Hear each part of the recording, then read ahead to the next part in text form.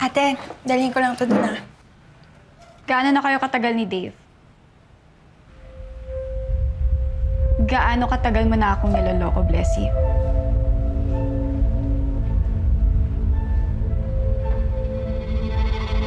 Blessy, sumagot ka!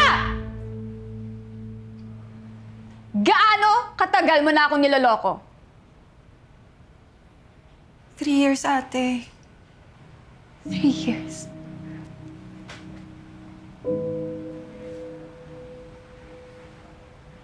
May pinag-usapan tayo, di ba?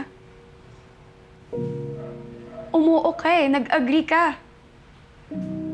Na after mo makapasa sa bar, saka ka magbo-boyfriend.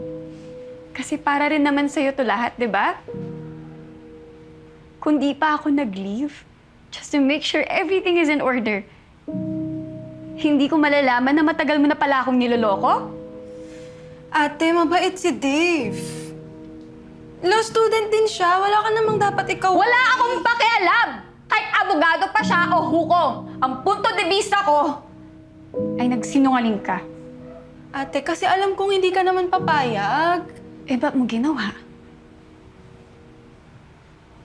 Blessy, tayong dalawa na lang sa buhay. Lahat na ginawa ko para masigurado na maganda yung kinabukasan mo.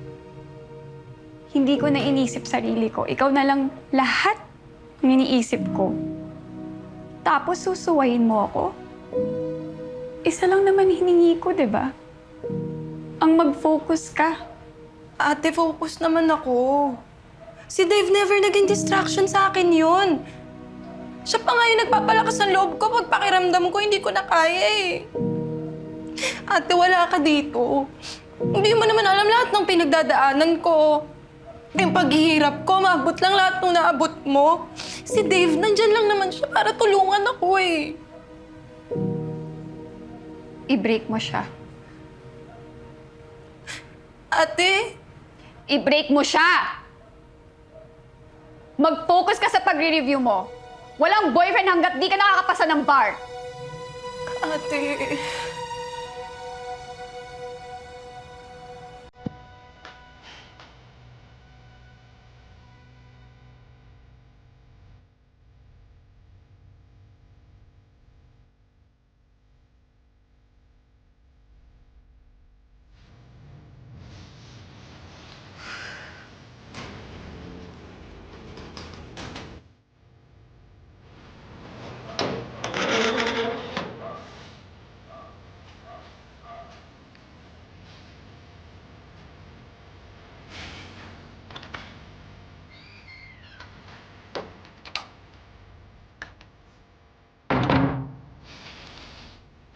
Kinuha ko na yung gusto mo, ate.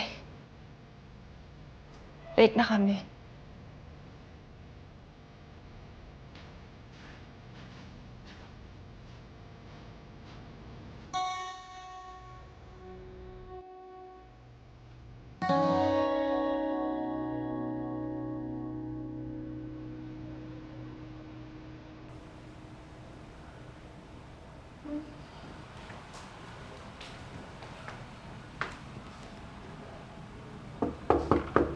Bless?